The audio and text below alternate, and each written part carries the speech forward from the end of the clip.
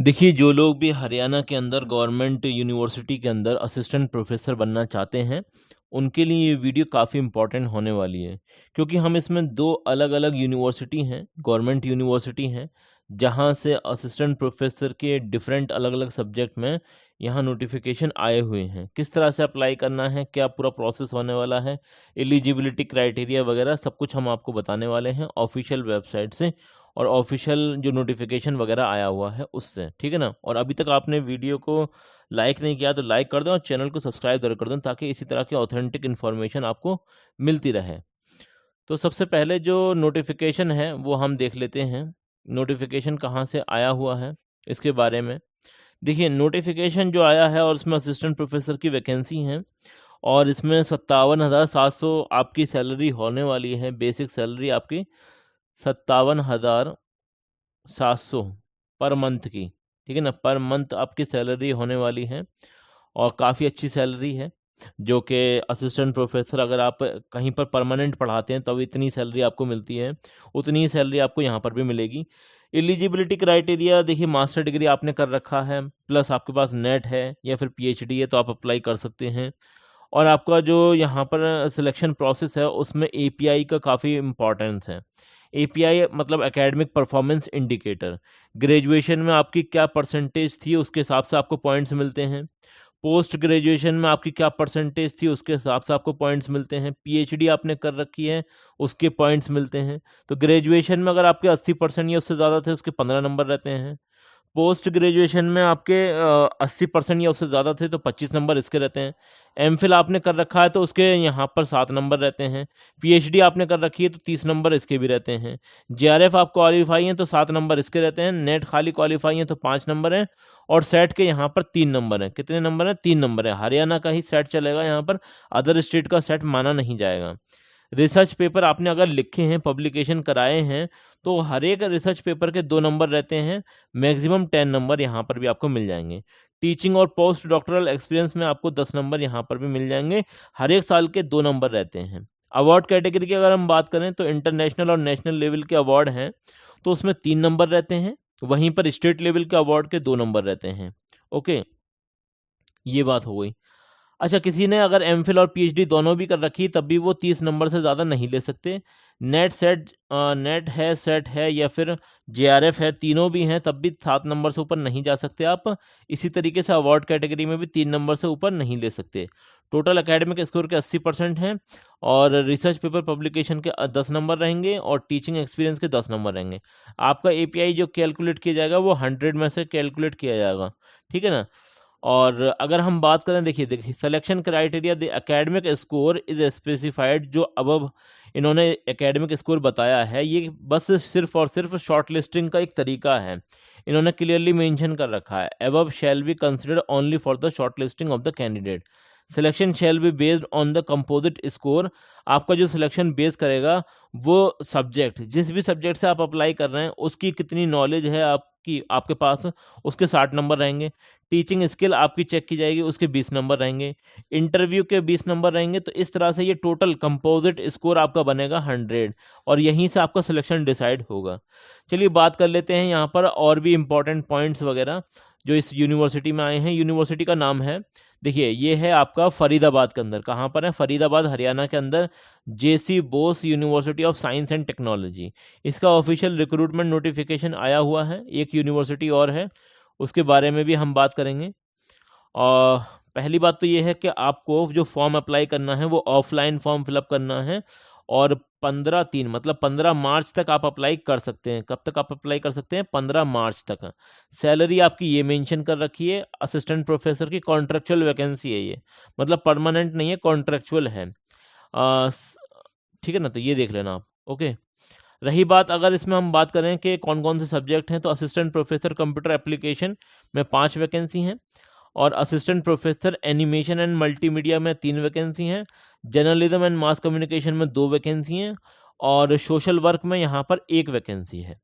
इसके अलावा इसी यूनिवर्सिटी का एक नोटिफिकेशन और भी आया हुआ है, जिसमें मैनेजमेंट की अलग से वैकेंसी दे रखी है। मैनेजमेंट डिपार्टमेंट से 3 वैकेंसी आई हुई हैं, यहाँ पर आप क्लियरली देख सकते हैं। सैलरी वही सेम होने वाली है, और इसकी जो अप्लाई करने की लास्ट डेट है वो 10 तारीख है, 10 मार्च मतलब, ठीक है ना। चलिए और इसमें इंपॉर्टेंट बात कर लेते हैं, जैसे अगर आप मैनेजमेंट में अप्लाई करना चाहते हैं तो मैनेजमेंट में आपके पास एलिजिबिलिटी क्या होनी चाहिए। एलिजिबिलिटी है, बैचलर डिग्री आपके पास होनी चाहिए एनी डिसिप्लिन, किसी भी डिसिप्लिन में है, लेकिन मास्टर डिग्री आपके पास या तो आपने एमबीए कर रखा है, या फिर पोस्ट ग्रेजुएट डिप्लोमा मैनेजमेंट वो होता है वो कर रखा है, या आपने सीए कर रखा है, या फिर आईसीडब्ल्यूए कर रखा है, या फिर एमकॉम कर रखा है। विद फर्स्ट क्लास होना चाहिए, फर्स्ट क्लास होना चाहिए और equivalent, and 2 year of professional experience आपके पास होना चाहिए। डिग्री आपके पास है, उसके बाद आपके पास एक्सपीरियंस भी होना चाहिए, तब आप इसके लिए अप्लाई कर सकते हैं मैनेजमेंट डिपार्टमेंट के लिए। रही बात इससे पहले वाले जो हमने सब्जेक्ट दिखाए थे, इसमें एक्सपीरियंस नहीं मांगा गया है, जैसे कंप्यूटर एप्लीकेशन है, एनिमेशन एंड मल्टीमीडिया है, जर्नलिज्म एंड मास कम्युनिकेशन है, सोशल वर्क है, इनमें आपको एक्सपीरियंस की ज़रूरत नहीं है। लेकिन जो मैनेजमेंट डिपार्टमेंट है उसमें क्लियरली मेंशन कर रखा है एक्सपीरियंस की ज़रूरत है। अब यहाँ पर जनरल कंडीशन आप यहाँ पर पढ़ सकते हैं। देखिए, आपको फॉर्म जो फिलअप करना है वो ऑफलाइन फॉर्म फिलअप करना है, और उसका प्रिंट आउट तो पहले से ही होगा। ऑफलाइन फॉर्म फिलअप करने के बाद आपको उसमें जो भी ज़रूरी डॉक्यूमेंट्स हैं सेल्फ अटेस्टेड होने चाहिए, उनकी फ़ोटोकॉपी लगा देना, और 15/3/2026 तक आपको कहाँ भेजना है ये एड्रेस नोट कर लीजिए। Deputy registrar, JC Bose university of science and technology, sector 6, Mathura road, Faridabad, Haryana. इसके साथ साथ आपको देखिए, इसके अलावा आप यहाँ पर फीस भी देख सकते हैं। फीस जो आपकी अप्लाई होगी उसके लिए आपको डिमांड ड्राफ्ट बनवाना पड़ेगा, ये आप देख सकते हैं यहाँ पर, इसका स्क्रीनशॉट ले लें आप, ठीक है ना। और एज लिमिट, कुछ लोगों को दिक्कत होती है कि सर एज लिमिट भी बता दीजिए, तो देखिए एज लिमिट यहाँ पर मेंशन कर रखी है, 18 से लेकर 42 साल तक के लोग अप्लाई कर सकते हैं।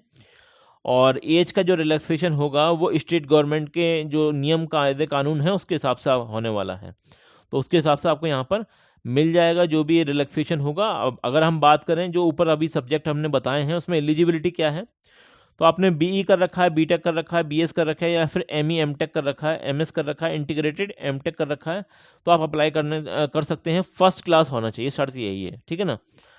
और बाकी तो कुछ सब्जेक्ट ऐसे हैं जहाँ पर यूजीसी नेट की रिक्वायरमेंट भी है, तो वो आप देख लेना, नेट या सेट के बेसिस पर भी अप्लाई कर सकते हैं। ओके, ये सारी चीज़ें हो गई। इसके अलावा हाँ देखिए, एक इम्पॉर्टेंट पॉइंट है, the candidate must be a citizen of India and must have Hindi Sanskrit as one of the subject at the matric और हायर लेवल। आपके पास मैट्रिक या हायर लेवल में हिंदी एज अ सब्जेक्ट या फिर संस्कृत होना चाहिए था, आपने पढ़ा हो, तो ये भी इन्होंने इंपॉर्टेंट पॉइंट के तौर पर रख रखा है। अब जितनी भी रिजर्व कैटेगरी हैं उस पर हरियाणा वाले ही अप्लाई कर पाएंगे, अदर स्टेट वाले बस जनरल वैकेंसी पर ही अप्लाई कर सकते हैं। इसके अलावा ये तो सब चीज़ें मैंने आपको पहले ही बता दी। कुछ लोग कहेंगे कि इसका फॉर्म कहाँ मिलेगा, तो सर फॉर्म मैं आपको दिखा देता हूँ, यहाँ पर इसका फॉर्म भी मिल जाएगा आपको। ये देखिए, ये यहाँ पर आप जैसे ही क्लिक करेंगे, तो एक मिनट रुकिए मैं दिखाता हूँ आपको। ये एप्लीकेशन फॉर्म आप यहाँ से डाउनलोड कर सकते हैं, ये पूरा फॉर्म है, ये आप देख सकते हैं। थोड़ा सा मैं इसे जूम करके दिखा देता हूँ।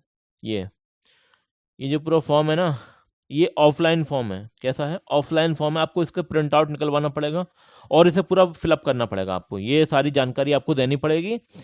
इसके अलावा एक नोटिफिकेशन और भी है हमारे पास, आपको मालूम होगा कि इसका क्या नाम है, भगत फूल सिंह महिला विश्वविद्यालय, यहाँ से भी नोटिफिकेशन आया हुआ है, और ये सोनीपत हरियाणा के अंदर है। और अगर हम बात करें, ये एक स्टेट गवर्नमेंट यूनिवर्सिटी है, और यहाँ पर इसका आप रिक्रूटमेंट नोटिफिकेशन देख सकते हैं। असिस्टेंट प्रोफेसर की टेम्पररी वैकेंसी आई हुई है, जिसमें 57,700 आपकी सैलरी होने वाली है।